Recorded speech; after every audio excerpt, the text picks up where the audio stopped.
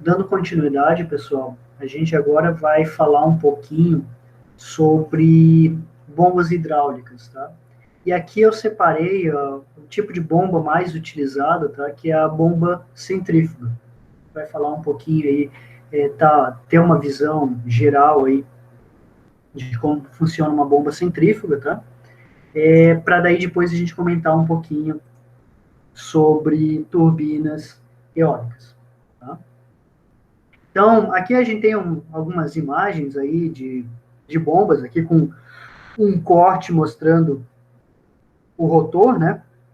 Então, vou inicialmente mostrar um vídeo aqui para vocês, só para a gente entender um pouquinho o funcionamento de uma bomba centrífuga.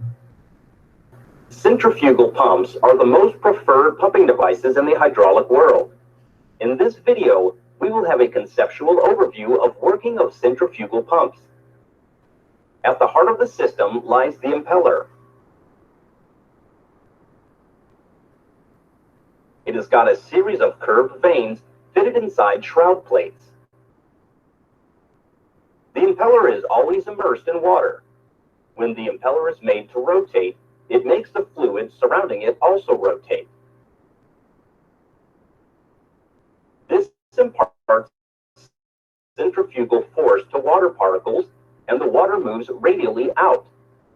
Since rotational mechanical energy is transferred to the fluid, at discharge sides of the impeller, both pressure and kinetic energy of water will rise. At suction side, water is... Então, basicamente, a bomba vai transformar a energia mecânica, né, em energia de fluido. Então, vai aumentar a energia cinética e de pressão do fluido. Parte dessa energia cinética a gente vai conseguir converter ainda em mais energia de pressão, com a carcaça lá da bomba. A gente vai ver na sequência já. Getting displaced, so a negative pressure will be induced at I.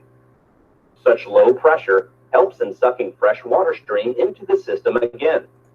Então, o fluido vai entrar aqui na parte central, né, do rotor e vai ser transferido para a periferia por esses canais aqui que são formados pelas pás do rotor, tá? Então, o rotor fica se movendo, tem esses canais formados pelas pás, aqui ele sai aqui na periferia por essas aberturas aqui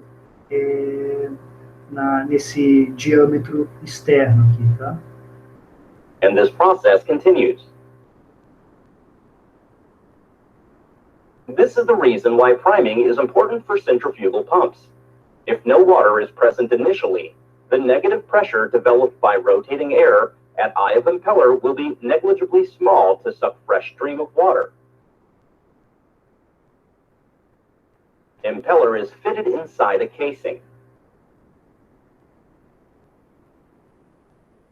So the water moving out will be collected inside it, and will move in the same direction of rotation of impeller to the discharge nozzle.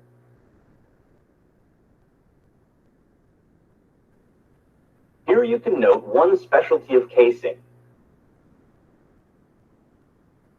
It has got increasing area along the flow direction.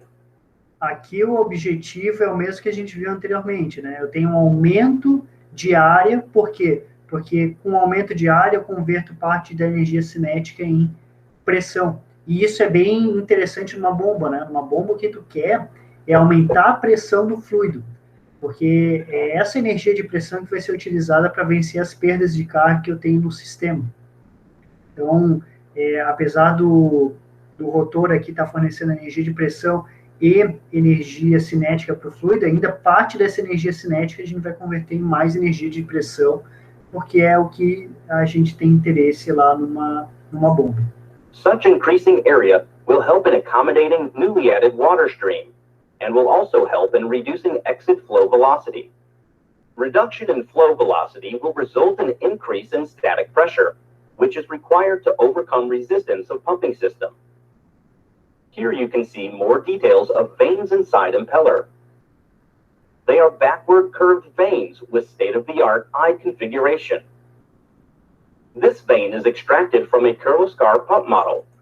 Aqui a gente consegue visualizar os ângulos de paz, tá? Geralmente a gente analisa o rotor com base no número de pá na entrada e na saída, e um pouco mais para frente, quando a gente estiver analisando a unidade 3, a gente vai verificar qual que é a influência desses ângulos no trabalho aqui, na potência consumida pela bomba, tá?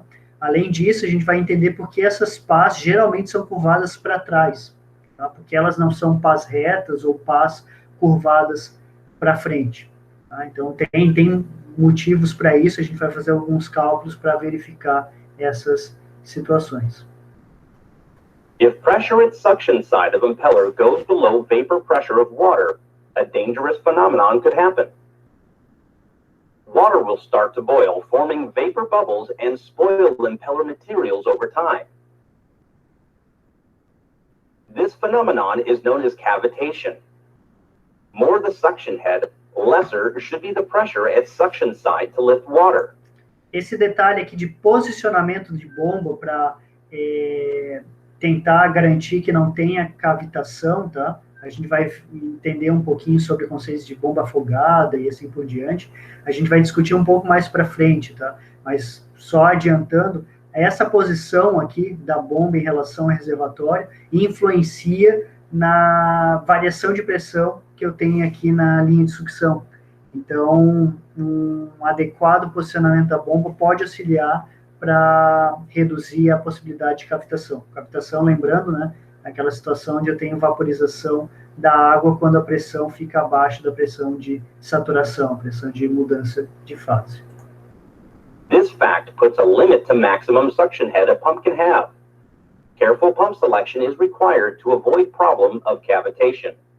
Esse NPSH é o que eu comentei com vocês antes, que a gente vai estudar, que é a altura de sucção positiva líquida, e é com base nesse parâmetro que a gente verifica se tem ou não a possibilidade de ocorrer cavitação quando instala uma determinada bomba no sistema.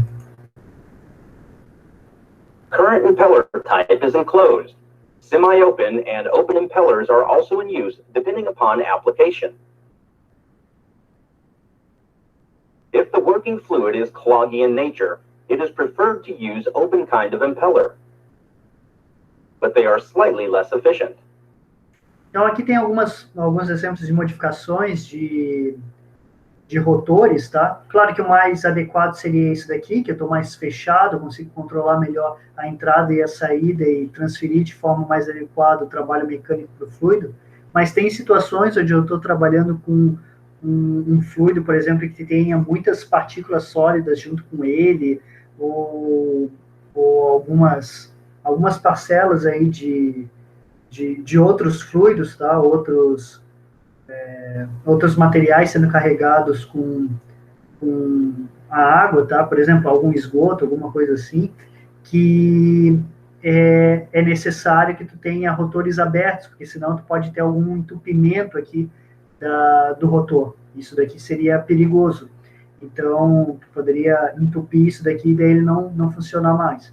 Então, dependendo de qual fluido, o estado desse fluido, quanto que ele está transportando de particulados, de algum sólido junto com ele, tem que, às vezes, trabalhar com rotores abertos. Claro que eles são muito menos eficientes, né? Mas, às vezes, não tem muito para onde fugir.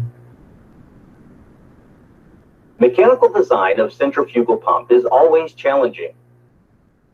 A shaft is used to connect between the impeller and motor.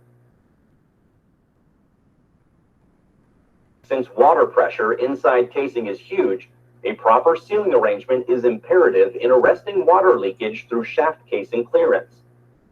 Mechanical seal or stuffing box-based mechanism is used for this purpose. Impeller is mounted on bearings, but at suction side of impeller, it is not advisable to fit a bearing since it will block the flow. So bearings have to be fitted at the other end. This means impeller is mounted like a cantilever.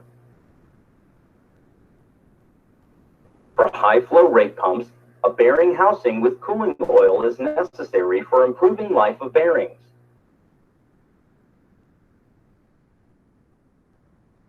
Bom, na sequência, agora a gente vai comentar um pouquinho sobre turbinas eólicas. Aqui para turbinas eólicas, já que é um um assunto aí que está bastante alta nos últimos anos, tá? Eu peguei alguns materiais adicionais aqui para essa parte, para justificar um pouco também a importância de a gente estudar um pouquinho de turbinas eólicas, tá? Só para vocês terem uma ideia de como ela tá presente aí na matriz energética, tanto nacional quanto em estudos aí no mundo, tá? Só para a gente ter um panorama aí geral da energia proveniente do vento, tá? Então, só para vocês entenderem um pouquinho,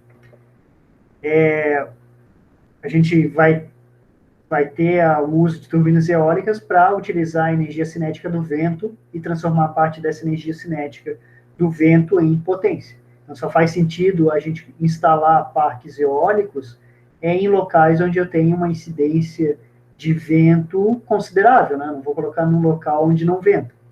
Então, só para vocês entenderem, a fonte da energia eólica, a fonte do vento, nada mais é do que a energia solar, né?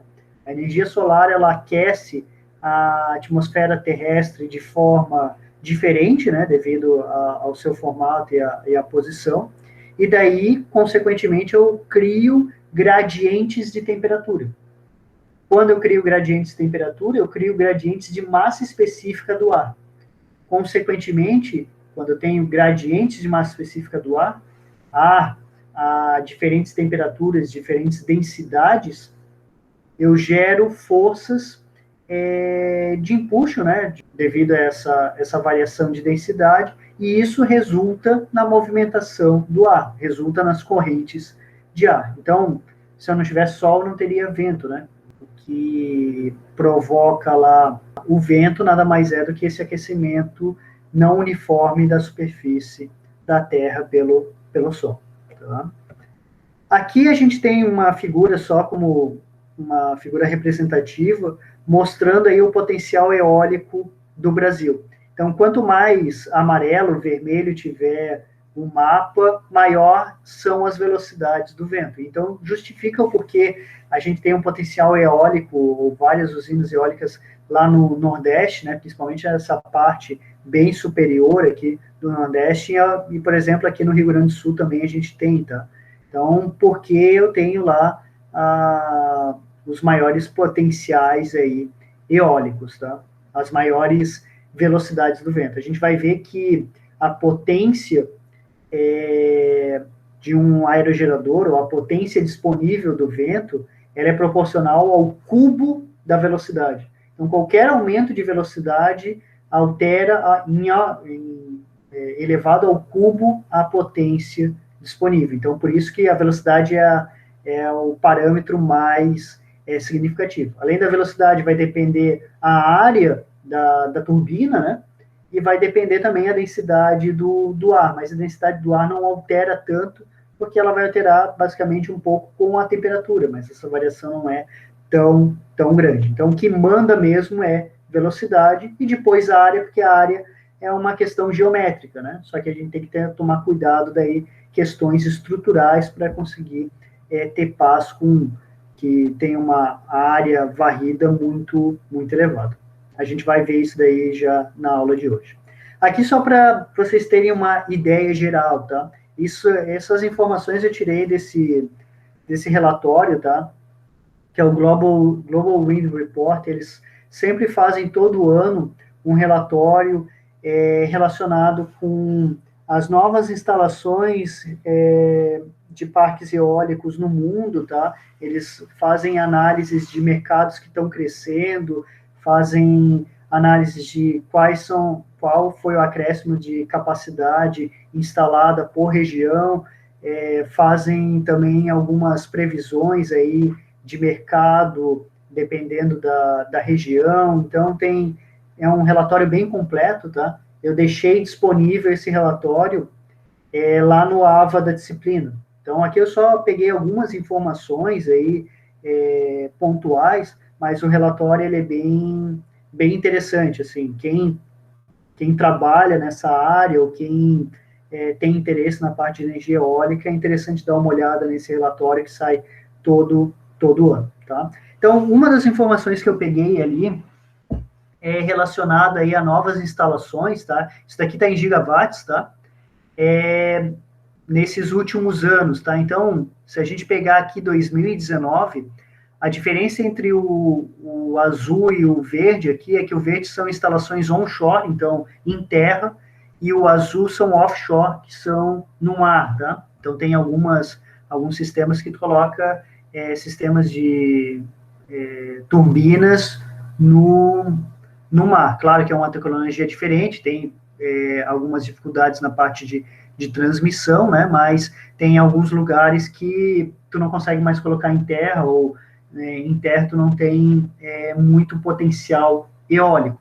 Só fazendo um parênteses relacionado a isso, se a gente voltar aqui, ó, nesse gráfico, onde tem as velocidades do vento, observem que na terra geralmente é menor do que no mar, né? Então tem alguns potenciais de uso no mar maiores do que na terra. Claro que no mar tu não pode colocar lá um parque, turbinas eólicas muito afastadas da terra, porque senão tu não consegue transmitir essa energia. Mas já tem alguns estudos, já tem até vamos dizer assim, parques offshore, tá? Em alguns locais, por exemplo, Dinamarca é um local que tem bastante estudo relacionado a isso e várias aplicações para tu utilizar esse potencial eólico marítimo, né? Então, aqui mostra em verde o onshore, que é em terra, que é o principal, né? Mas já tem aí também um aumento, se a gente for observar aqui, ó, tem um aumento do offshore ao longo dos anos. E aqui, só para vocês terem uma ideia,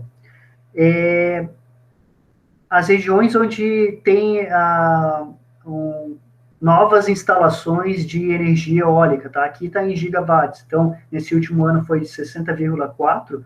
Quem manda nesse mercado é o mercado asiático, tá? Então, a PAC aqui é Ásia e Pacífico, tá? Então, é a Ásia e Oceania, basicamente, tá? Praticamente um pouquinho mais da metade das novas instalações foi nessa região. Europa depois vai em 25%, América do Norte 16%, e daí a América Latina, né, e África daí estão bem menores aqui. América Latina 6% e a África está aí menos do que 2%.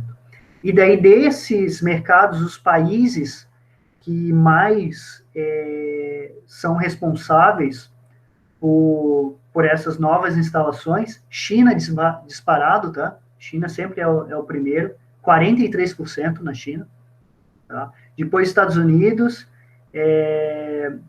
Reino Unido, tá? Índia, Espanha e daí o resto, tá? O resto está aqui perto de 30%, Estados Unidos 15%, Reino Unido 4%, Índia 3,9%, Espanha 3,8%, tá? Isso no último ano, tá? Aqui tem um gráfico representando o histórico, tá? De novas instalações por ano. Então, lá em 2001, 2002, 2003, era algo relativamente pequeno, tá? Esses valores estão em gigawatts, tá?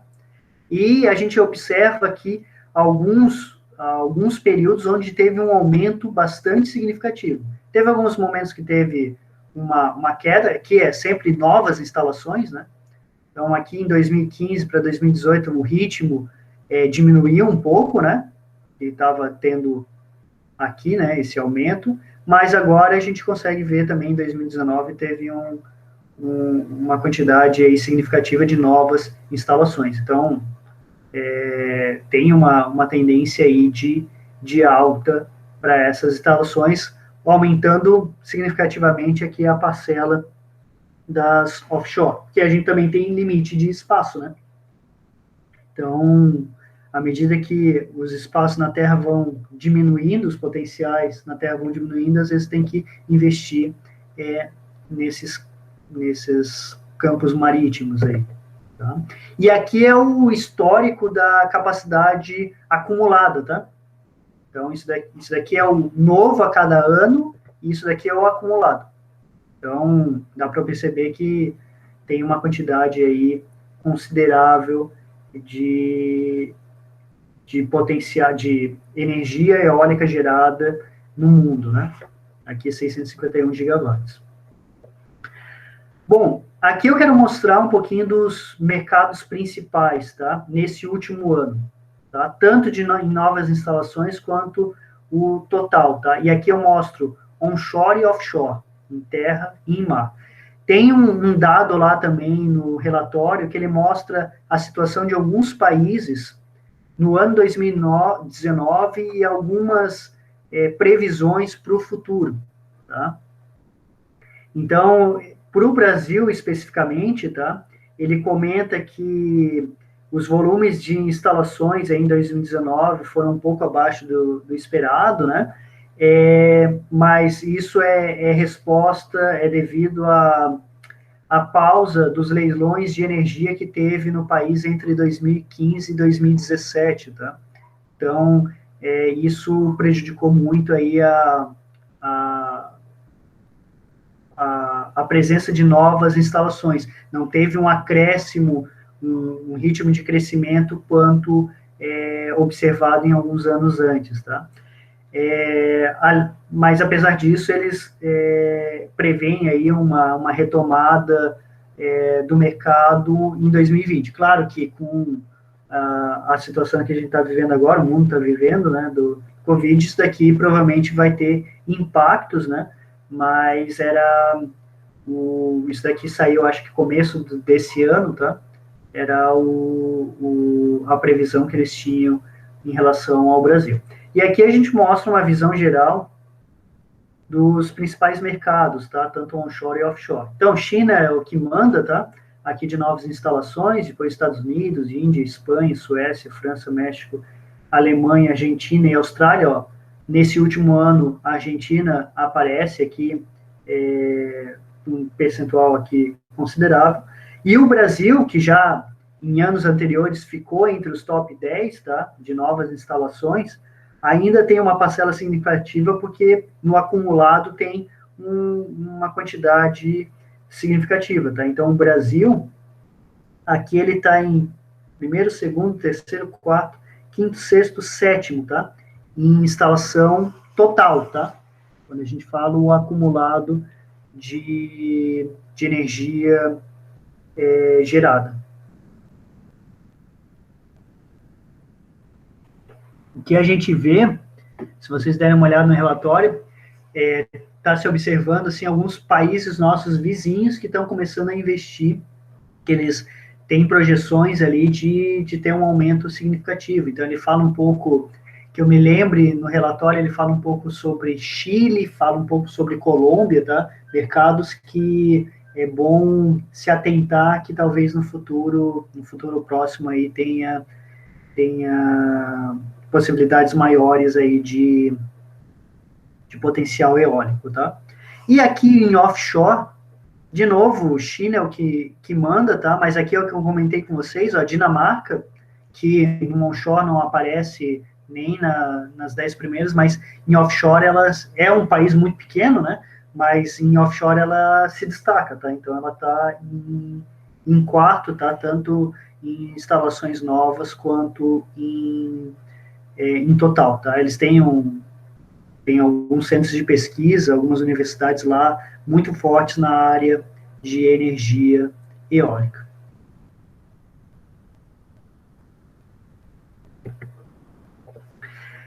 E agora, falando um pouquinho sobre a nossa matriz energética, aqui eu peguei algumas informações do BEM 2020, tá? Que é o Balanço Energético Nacional, tá? Desse último ano, ele pega dados lá de 2019, tá? Só para a gente ver a participação da energia eólica na nossa matriz. Claro que o que manda aqui no Brasil é a hidráulica, né? É o que historicamente sempre foi a mais significativa, mas a gente meio que não tem muito mais aonde aumentar a hidráulica, tá? Então, tem outras fontes aí que estão começando a ter tem uma parcela significativa na matriz elétrica brasileira, tá? Então, por exemplo, ó, aqui ele faz uma comparação entre 2018 e 2019. 2018 era 66,6% hidráulica, 2019 já é 64,9%, né? A eólica aumentou 1%, de 7,6% para 8,6%. A solar ainda é muito pequena, mas está com um ritmo de aumento aí bem significativo. Tá? Então, aqui só para a gente ter uma ideia aí de por que assuntos relacionados à energia eólica e também solar estão aparecendo cada vez mais, né? Isso está se refletindo aí também na matriz elétrica brasileira. Tá? Aqui um pouco da evolução da energia, da geração eólica, pegando lá desde 2007 até 2019, comparado aqui, por exemplo, com a geração a biomassa e geração nuclear. Então, lá em 2015, ela ultrapassou a geração nuclear, e em 2018, aqui, 2019, ela ultrapassou a geração a biomassa. Então, pela curva aqui, a gente observa o crescimento dela, né? Então, teve alguns anos aqui, ó, 2013, 14, que o crescimento foi muito grande, né? 13, 14, 15. Claro que essa taxa de crescimento, às vezes, talvez não consiga se manter tanto, porque pela questão de espaço, né? O Adriano está comentando ali, o solar dobrou de um ano para o outro, né? Então, é um mercado de crescimento bastante. Mas em relação aqui à eólica, eu tenho limitação de espaço, né? À medida que eu for ocupando aquelas regiões de máximo potencial, né? Não adianta colocar um parque eólico aqui, né? Não vou conseguir ter uma taxa de geração de energia suficiente. Então, ou eu melhoro a eficiência dos meus sistemas, utilizo turbinas maiores, vou para o offshore, então tem que investigar novas possibilidades. Claro que ainda o Brasil tem várias áreas possíveis, tá? Mas é algo que é limitado, né? De regiões. Gustavo. Oi. Só uma curiosidade. Vamos dizer assim, a energia eólica, né, a velocidade do vento, depois que ela passa por um parque eólico, ela vai diminuir a velocidade. Então, vamos dizer, um grande parque eólico, ele também pode gerar um impacto ambiental em função da velocidade do vento? Ele gera alguns impactos ambientais, tá? Principalmente questão de ruído. A velocidade do vento, que acontece é o seguinte, eu tenho conservação da massa, né? Então, o que acontece? Depois que passa pela turbina, a área de passagem do fluido, ela aumenta, e por isso que a velocidade diminui um pouco, tá? Mas afastado do parque eólico, daí ele volta ao normal. Depois eu vou mostrar um gráfico ali, mostrando como que varia a velocidade do vento próximo da turbina e depois. Então, tem uma variação ali de velocidade, mas é localizado ali, tá? Porque por conservação da massa, o fluxo de massa tem que se manter constante, né? Então, eu tenho um aumento da área onde está passando o fluido, e daí, consequentemente, a velocidade vai diminuir. Vai ser uma coisa assim, ó, deixa eu só adiantar um pouquinho, vai ser algo assim, ó, tá a velocidade quando chega ali onde está a turbina, e daí depois a velocidade diminui um pouco para você ter essa expansão aqui, tá? E daí a área aumenta, para manter a conservação da massa. Tá? Eu tenho um limite também de redução de velocidade, porque não consegue reduzir a velocidade aqui para um valor muito baixo, tá? Tem um limite, que é o limite de Betz, que a gente vai discutir um pouquinho mais para frente. Obrigado, Gustavo. Beleza? Então, isso aqui é só uma contextualização para vocês verem a importância da energia eólica, né? São alguns mercados aí que estão crescendo bastante. A gente vê aqui, por exemplo, bem perto da gente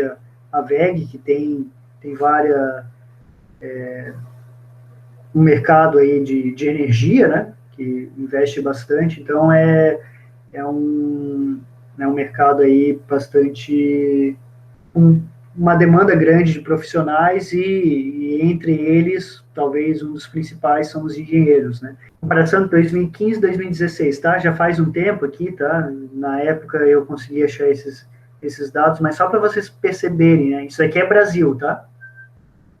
Aqui tem por estado, a quantidade de campos eólicos aqui, né? Olha, esse dado aqui me chamou bastante atenção na época, tá? Uma comparação entre 2015 e 2016 no Brasil. A quantidade de turbinas era 4.360, foi para 6.000. A demanda coberta por energia vindo da fonte eólica no Brasil era 3,5%, foi para 7%, isso de 2015 para 2016, tá? E olha aqui a quantidade de pessoas empregadas na indústria eólica. Em um ano para outro, aumentou 4 vezes, praticamente. Tá? Então, foi um impacto bem grande isso daqui. Essa época aqui estava naquela época estava recém, chegou algumas épocas de leilões, tá, de energia, e daí estava relativamente, o governo estava incentivando a parte de investimento em energia eólica, então os encargos lá, os impostos eram menores, então foi uma época aí que teve um aumento muito significativo aí de pessoas empregadas nessa área, tá? Eu confesso que atualmente eu não tenho esses dados atuais, tá? Teria que pesquisar, eu dei até uma olhada no relatório do GWEC, desse último, mas ele não apresentava, teria que dar uma pesquisada para ver se acha em algum outro lugar, mas foi um dado aí que eu achei bem interessante na época. Bom, comentando aí de forma geral, como a gente quantifica a energia sendo gerada lá nas turbinas eólicas, tá? Basicamente, a energia que eu vou pegar é a energia cinética dos ventos, né? Então, vocês se lembram que energia cinética é massa vezes velocidade ao quadrado sobre 2. Se eu quiser potência, eu posso pegar fluxo de massa, velocidade ao quadrado sobre 2. M ponto, vocês se lembram que é fluxo de massa, né? Quilograma por segundo. Então, essa daqui é a potência disponível do vento. Não quer dizer que eu vou conseguir converter toda ela em potência no aerogerador, né?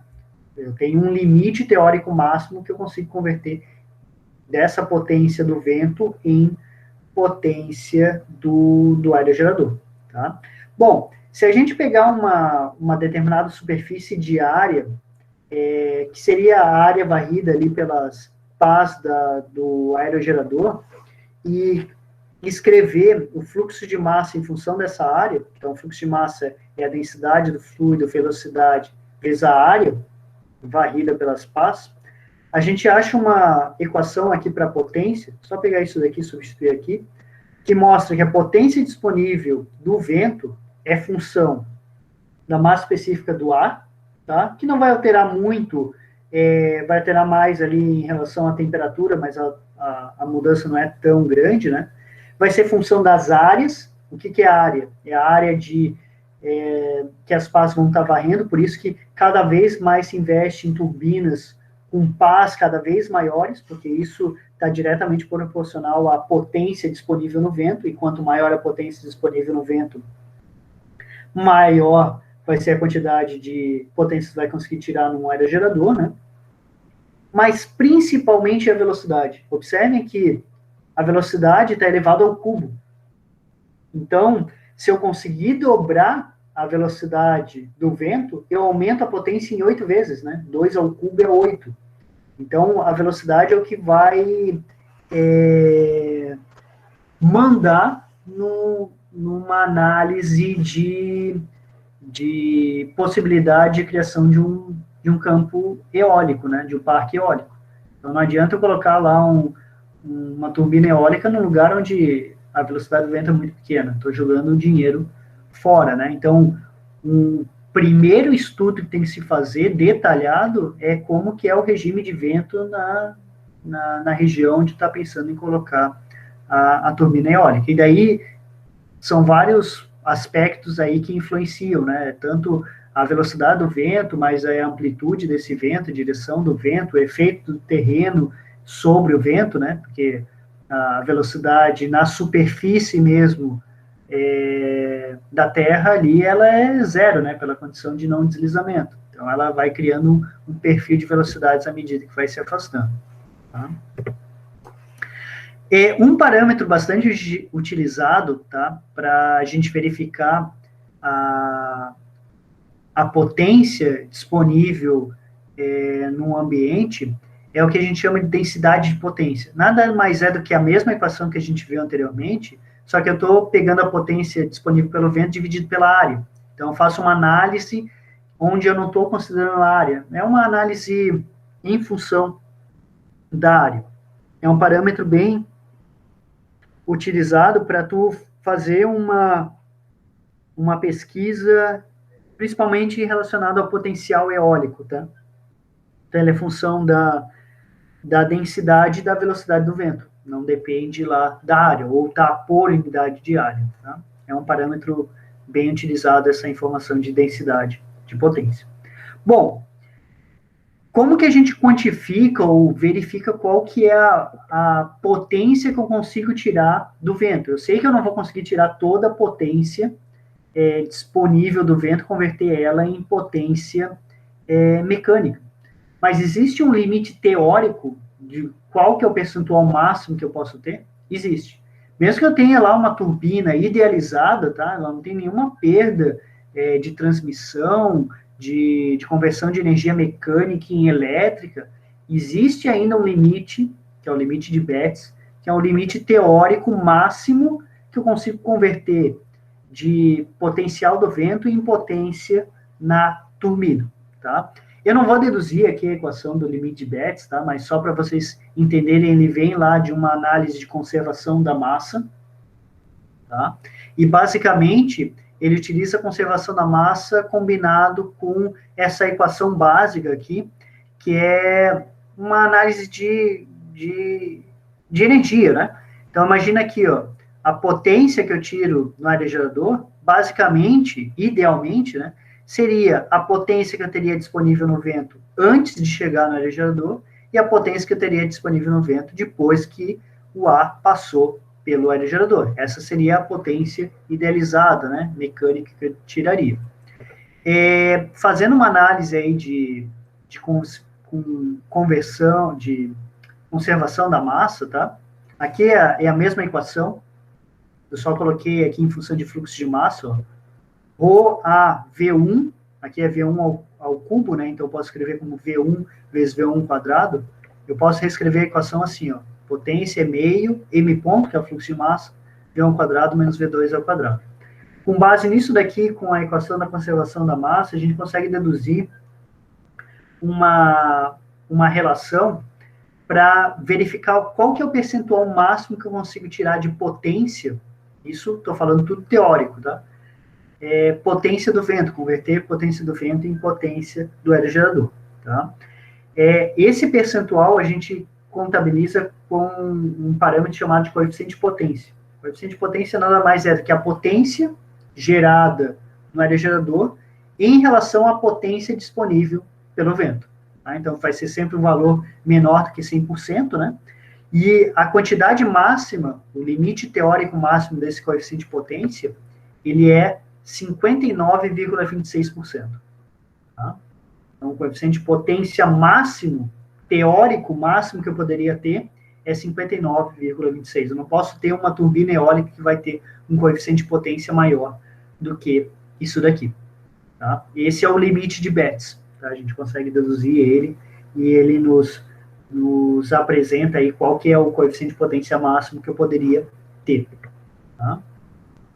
Aqui é só uma figurinha mostrando como que o Osni tinha perguntado, né? Ó, como que varia a área de passagem do fluido. Aqui é onde está a turbina, no pontilhado, tá? Então, a área de passagem do fluido, depois ele volta, né? Depois ele volta para as velocidades que estavam a montante, fica igual a jusante. Mas próximo aqui eu tenho como se fosse um afastamento aqui, um aumento da área e depois uma uma diminuição. E aqui está o comportamento das velocidades, né? Então, tem uma velocidade aqui, quando aproxima, eu tenho uma queda da velocidade e depois ela retoma. Mesma coisa para a pressão, ó. Tem a pressão atmosférica, quando chega próximo, a turbina tem um acréscimo de pressão, a montante, e depois uma queda de pressão repentina, né? Esse ΔP é devido a essa retirada da energia, basicamente, e daí ele volta para a pressão atmosférica. Aqui aqui está mostrado um gráfico, isso daqui é bem comum na literatura, tá?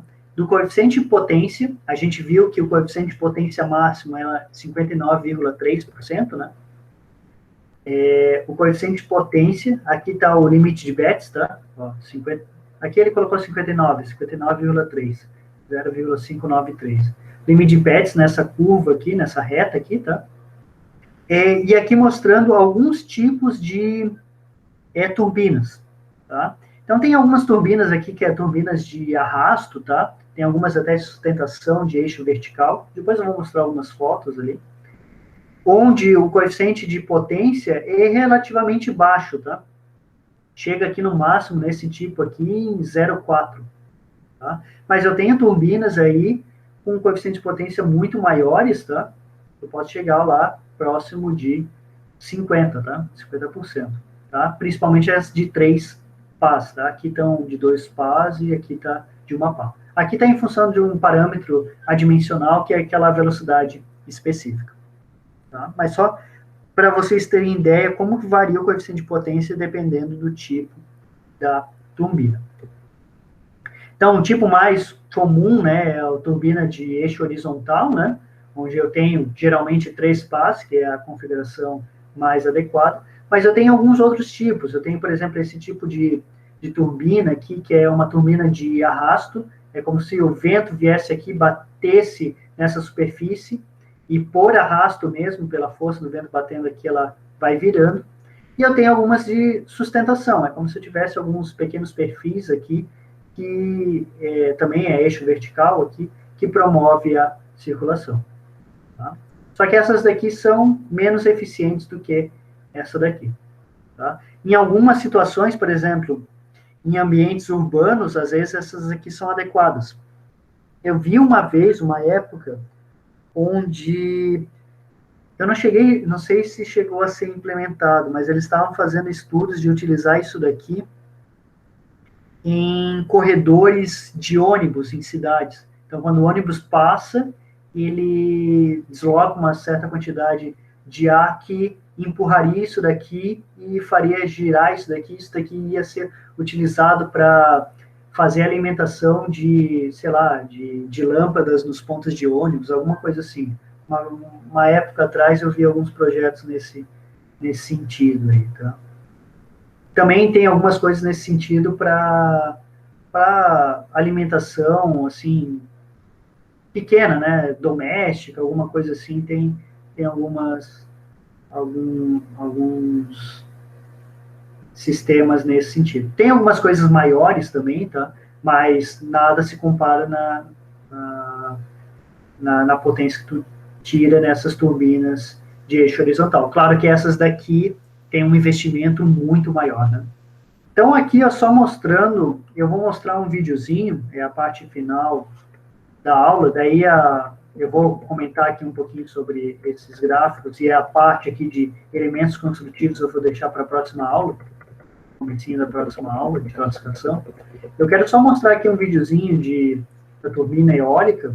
Of 59.3%.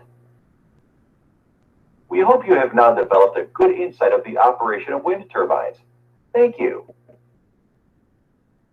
Então, aí é um videozinho sobre turbinas eólicas, pessoal. Ali ele já comenta também a parte do limite de Betz, tá? Então, a partezinha final aqui que eu teria para a aula, eu quero comentar só um pouquinho aí alguns detalhes relacionados ainda a turbinas eólicas. Então, por exemplo, nessa figura aqui, dá uma visão geral das perdas, vamos dizer assim, que a gente tem em cada um dos componentes da turbina. Então, a gente sabe pelo limite de Betz, o 100% lá da potência disponível do vento, o máximo que eu conseguiria tirar é 59, isso é um limite teórico, tá? Mas eu não vou conseguir ter esse 59 na prática, né? Eu vou ter algumas perdas à medida que eu vou avançando nos componentes. Então, por exemplo, do 59 eu já desço aqui algo próximo a 49, tá? Devido às perdas que eu vou ter nas próprias pás, tá? Nesse elemento girante. Eu tenho algumas perdas aqui relacionadas à transmissão, a parte mecânica, tá? Porque eu tenho aqui, a gente viu ali no vídeo que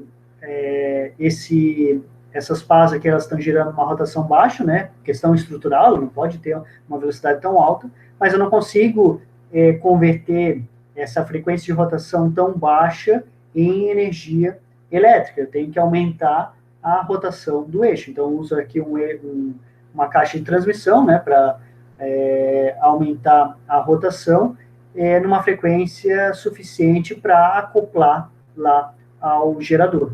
Então, toda essa parte mecânica aqui, eu tenho uma eficiência também, tá, de transmissão. Aqui ele mostra algo entre 95 e 98, tá? E eu tenho também a eficiência da parte elétrica, né, do motor,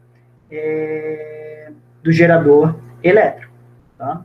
Então, do 100 aqui que entra, algo próximo aí de 45, que é o que eu vou ter lá no final, beleza? Aqui também mostra algumas informações aí de perspectivas de futuro para tanto tamanhos de aerogeradores como alturas onde vai ser colocado as pás do aerogerador. Então, aqui mostra lá desde 1980, né, onde a gente tinha geradores pequenos, com capacidades pequenas, e observem o grande aumento dos diâmetros aqui de área varrida, tá? Então, aqui, ó, 2015, 2020, aqui já tem situações nessas dimensões, e nas alturas. Qual que é o objetivo de uma altura elevada? É que quanto mais alto eu tiver, menos influência eu tenho aqui da superfície do chão aqui, né? E a gente sabe que a velocidade aqui é zero, né? Pela condição de não deslizamento. Eu vou criar um perfil de velocidades que vai aumentando à medida que eu for subindo. Então, a velocidade média que eu vou atingir aqui em cima é bem maior do que a velocidade média que eu vou ter aqui mais embaixo. E aqui só para vocês visualizarem uma curva de operação, uma curva de potência em função da velocidade do vento de uma turbina. Então, quando tem velocidades muito baixas, a turbina nem funciona, porque eu tenho que vencer a inércia ali das próprias pás para começar a gerar alguma potência. Então, até uma velocidade ali de 3, 4 metros por segundo, eu não tenho nem potência sendo gerada. Quando eu passo dessa velocidade mínima para tirar o sistema da inércia, à medida que eu vou aumentando a velocidade do vento, a potência vai aumentando numa forma aqui, ó, uma curva polinomial aqui, né? A gente sabe que a potência é proporcional à velocidade ao cubo, que é o que mais ou menos representa isso daqui. No projeto da turbina, existe aí uma potência máxima de operação da turbina. Então, quando eu chego lá numa determinada velocidade, existem alguns sistemas de controle ali, principalmente na angulação da pá da turbina, principalmente controle de stall do sistema, então vou mudando a angulação ali da pá, para eu, mesmo que eu tenha aumento de velocidade, eu manter esse patamar aí de potência gerada para não ter aí, evitar aí o sobrecarregamento aí da turbina, tá? Mas daí chega um momento, se eu tiver ainda aumentos adicionais de velocidade, que isso daqui pode começar a comprometer a integridade ali mecânica da turbina, que eu preciso frear essa turbina. E daí eu tenho lá um freio, que eu no vídeo ali estava mostrado, aqui nesse esquema também está presente aqui um freio, depois aqui da caixa de transmissão, que vai acoplar ali no gerador, que serve para frear mesmo a turbina. E daí, se eu chegar a velocidades acima, geralmente de 20 a 25 metros por segundo, tá? Eu tenho esse freio da turbina. E daí para de gerar potência. Freio eu digo ali da transmissão, tá? Então, eu paro a produção de energia, tá?